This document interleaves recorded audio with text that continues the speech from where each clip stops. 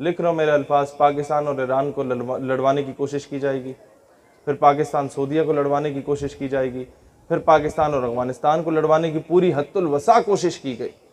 आपके मीडिया पे बैठ के आप मुस्लिम ममालिक के खिलाफ बकवास कर लें, लोग कहेंगे बल्ले बल्ले बल्ले पाकिस्तान की सालमियत की बात हो रही है। ज़रा सा इंडिया, अमेरिका और इसराइल के खिलाफ बात करें ना तो कहेंगे हेट स्पीच फैला रहे हैं, या आप नफरत फैला रहे हैं। ये इस तरीके के यहूदियों की औलादें बैठी हुई हैं जो हमें आके रोक रही होती हैं।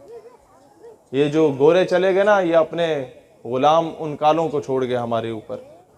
पाकिस्तान के किसी इदारे की पॉलिसी से इख्तलाफ हो सकता है, किसी जर्नैल से इख्तलाफ हो सकता है, किसी वज़ीर से इख्तलाफ हो सकता है, किसी गवर्नर से इख्तलाफ हो सकता है, किसी वज़ीर आज़म से इख्तलाफ हो सकता है, सदर मुमलिकत से इख्तलाफ हो सकता है, वज़ीर आला से इख्तलाफ हो सकता है। उसका गिरबान पकड़ो, लेकिन पाकिस्तान धरती माँ है। पाकिस्तान तो हम सबका है, इसके लिए तो हम सब के बाप दादा ने कुर्बानियाँ दी। इसके लिए तो आप सब में से किसी न किसी का चाचा मामा ताया फौज का सिपाही होगा जो बेचारा बॉर्डर पे बैठा हुआ है ना। आप सबके खानदान में कोई ना कोई इस तरह का फौजी होगा, कोई पुलिस वाला होगा जो बेचारा वो कराची के ये इतनी सख्त गर्मी में लोग बेहोश हो रहे होते हैं और वो चौक चौराहे पे खड़े होके लोगों को राह दिखा रहा होगा, लोगों से आके बातें सुनाते होंगे, वो खामोशी से सुन लेता होगा कि चलो यार मैं कौम की खिदमत कर रहा हूँ। हम उसे ताने देते हैं कि तुम 20,000 के पीछे ये कर रहे हो। बंदा पूछे कि उल्लू के पठो 20,000 के पीछे कौन से याचीन पे जाता है। लिहाजा जो जवान हैं उन्हें सीनों से लगाओ। किसी जर्नैल की पॉलिसी से इख्तलाफ है, नाम लेके बोलो, पूरे इदारे को रगड़ाना लगाओ, क्योंकि उससे यही होता है कि जो वो बेचारा शहादतें दे के आ रहा होता है उसके जख्मों पे नमक छिड़कते हैं। जर्नैल को कोई फ़र्क नहीं पड़ता, कोई फ़र्क नहीं पड़ता। उसने वही रिटायरमेंट के बाहर दफ़ा हो जाना है मुशर्रफ की सूरत में, वहाँ जाके आराम से ज़िंदगी गुजारेगा। उसने जो किया, मैं उन चीज़ों में नहीं जाऊँगा, फिर ये फरिश्ते नाराज़ होते हैं, लेकिन मैं सिर्फ इतना बात कहना चाहूँगा कि पाकिस्तान से अगर मुझे मोहब्बत है तो इस वजह से नहीं है कि ये ख़िता ज़मीन है जहाँ में पला बड़ा, जहाँ में पैदा हो गया, नहीं। मुझे इससे मोहब्बत है तो इस वजह से है कि ये वो वाहिद रियासत है, रियासत मदीना के बाद, जो इस्लाम के नाम पे हासिल की गई। लिहाजा हम इख्तिलाफ हुकूमत से होगा, हुकूमत का गिरबान पकड़ेंगे और उसको उठा के बाहर फेंकेंगे और अपने बच्चों की तरबियत करके उनको सियासत में लाएं, अपने बच्चों की तरबियत करके उन्हें ब्यूरोक्रेट बनाएं, अपने बच्चों की तरबियत करके उन्हें आर्मी ऑफिसर बनाएं, उन्हें इंजीनियर डॉक्टर बनाएं, उन्हें अच्छा आलिम बनाएं, उन्हें मेन स्ट्रीम में लाएं। आप मुझे बताएं, बिल फर्ज खुदा ना खास्ता 2-3 हिस्से हो गया मुल्क, तो अंग्रेज़ों के कुत्ते नहलाने वाले तो हर सूबे पे काबिज बैठे हुए, फिर क्या करेंगे? ज़िलों को अलग करेंगे। मेरी बात समझ आ रही है आप लोगों को? ये नवाब वडेरे तो वही बैठे हुए हैं। उन्होंने तो आपको बलूचिस्तान में भी महरूम रखा, उन्होंने आपको पंजाब में भी महरूम रखा। पंजाब आपको क्या लाहौर नजर आता है सिर्फ? साउथ पंजाब चले किसी दिन मेरे साथ, आप बलूचिस्तान के जुल्म भूल जाएंगे। वहां के जो जाबिर और जालिम नवाब वडेरे अपने अवाम के साथ वो सलूक करते हैं। इंटीरियर सिंध चले कभी मेरे साथ, वहां के जो ये जालिम नवाब वडेरे हाल करते हैं ना, वहाँ की मासूम औरतों के साथ, बेचारियों के साथ, जो भट्टों पे काम करती हैं, जो बेचारी वहाँ वो लोगों की गंदमों को काटने के लिए काम कर रही होती हैं। आप भूल जाएंगे कि बलूचिस्तान में क्या हो रहा है। हर जगह की एक अपनी तवील दास्तान है।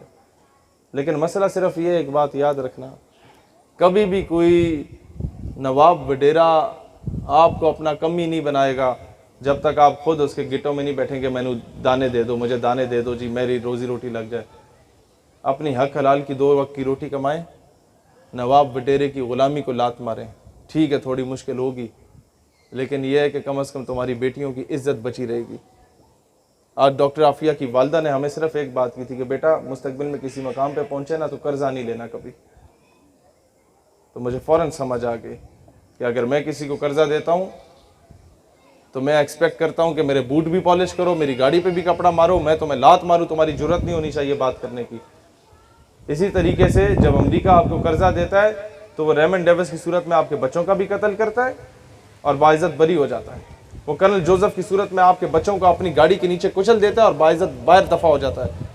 और वो आफिया सिद्दीकी की सूरत में आपकी बेटी को उठा के भी चला जाता है और आपकी जरूरत नहीं होती बात करने की। कर्जा इतनी बड़ी गंदी चीज़ है। तो मुल्क की सतह पे कर्जा ना लेना ये हम हुकूमत से इम्प्लीमेंट करवाएंगे, लेकिन ये नवाबों वडेरों की गुलामी से निकलना ये आप लोगों पर है। अपने MNA MP आए उन्हें को हमारी गली में नलका लगाओ, अगर वो आके लगा देता है और कहता है मुझे वोट दो, तो उससे सिर्फ ये बोलो भाई नलका लगे ना लगे हमें इससे गर्ज नहीं है, गली पक्की हो ना हो हमें इससे गर्ज नहीं है, हमें स्टाम्प पेपर पे लिख के दे दो कि तुम डॉक्टर आफिया सिद्दीकी को वापस लाओगे या नहीं लाओगे। मुझे बताया ना, कौम की इज्जत जो है, मैं आपसे बहुत सिंपल सी मिसाल देता हूँ। हमें आके उल्लू के पट्टे बताते हैं कि जी हमने आफिया सिद्दीकी बाहर दे दी तो हमने पैसे भी तो बड़े लिए, पाकिस्तान तरक्की भी तो किया, हमने बड़े मेगा प्रोजेक्ट्स किए। बंदा आपसे बोले जी अपनी बेटी मुझे दे दो, मैं उसके साथ जुल्म ज्यादती करूं और तुम्हें मैं 2 करोड़ दे दूं, तुम्हारे पास तो 2000 भी ना हो, और आप 2 करोड़ का बड़ा बंगला ले लें, गाड़ी ले लें, सारा कुछ कर लें, ऐशी करें, क्लब्स बार्स में जाएं, तो क्या दुनिया आपको इज्जतदार शहरी कहेगी? वो कहेंगे बेगैरत है, बेटी की दलाली कर रहा है। तो आज मुझे बताएं ना, पाकिस्तान अगर तरक्की कर भी ले अमेरिका से टक्के लेके, तो लोग तो हमें यही कहेंगे कि बेगैरत हो गए हो, बेटी की दलाली कर रहे हो आफिया सिद्दीकी को बेच के।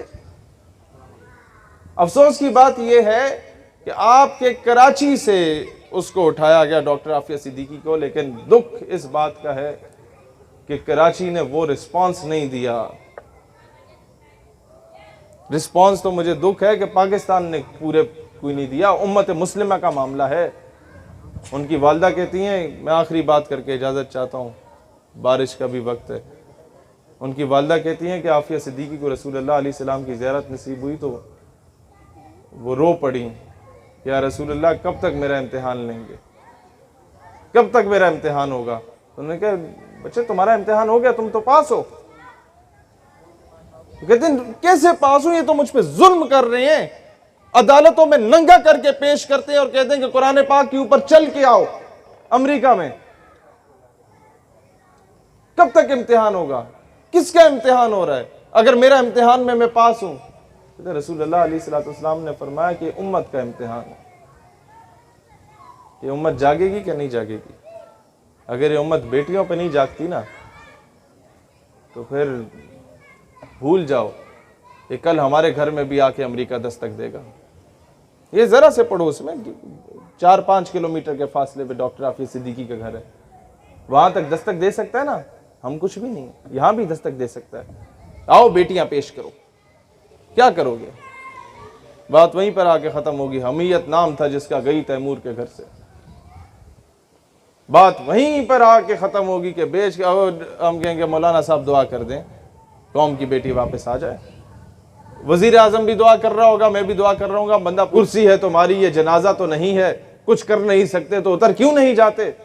अल्लाह वतन को जो मेरे लूट रहे हैं, ये कौम के गद्दार हैं, मर क्यों नहीं जाते? बंदा उनसे पूछे कि भाईजान अगर आप वजीर आजम हैं, ये तो वही बात हुई ना, बेच कर तलवारें खरीद लिए मुसल्ले हमने, बेटियां लुटती रहीं और हम दुआ करते रहे और कहते रहे कि जनाब वो अपने आप को बेहतर कर दो। या जाके हमें यही, ये जो दानियाल भाई बात बता रहे ना, मिर्ज़ा कादियानी का सबसे बड़ा एम एंड ऑब्जेक्टिव आगे ये था कि जिहाद की रूह को ख़त्म कर दो मुसलमानों के अंदर से, इन्हें बुज़दिल और बगैरत बना दो ताकि सल्तनत बरतानिया के खिलाफ ना उठे। 1857 की जंग आज़ादी के बाद मिर्ज़ा कादियानी को लॉन्च किया गया था, और उसी के पैरोकार जो कादियानी है या नहीं है, लेकिन उसके नजरिए पे चलने वाले, क्योंकि उसका नजरिया इम्पोज कर दिया गया हर जगह पे। लोग आ जाके, हम अगर आफिया सिद्दीकी साहिबा की बात करें ना कि उन्हें रिहाई दिलवाओ, लोग कहते हैं तुम्हारी दाढ़ी पूरी नहीं है, तुम जो हो बाशरा नहीं हो, तुम पहले खुद को बेहतर करो, अपना इखलाक बेहतर करो, फिर आफिया सिद्दीकी की बात करो। मैंने कहा भाईजान, आपकी बहन अगर कोई उठा के ले जाए तो पहले क्या 40 दिन तबलीगी दौरे पे जाएंगे, फिर जाके बहन को वापस लाएंगे? समझ रहे हैं इस बात को? लिहाजा हर बंदा, आप अगर आलिम हैं आप अपना रोल प्ले करें, आप अगर स्पोर्ट्समैन हैं आप अपना रोल प्ले करें, आप अगर लिखारी हैं अपना किरदार अदा करें, आप अगर किसी महकमे में आप अपना किरदार अदा करें, आउट ऑफ द वे जाके आपने अपना रोल प्ले करना हो, अपने मुल्क के लिए करें। जहाँ नज़र आ रहा हो कि कोई गद्दारी हो रही है तो खड़े हो जाए, नौकरियां ना बचाएं, कह देंगे जनाब हमारी बेल्ट ये हाजिर है, मुल्क की इज्जत को नहीं बेचेंगे, कह दें जी ये हमारे रैंक्स हाजिर हैं, बस मजीद कौम की बेटियां नहीं बेची।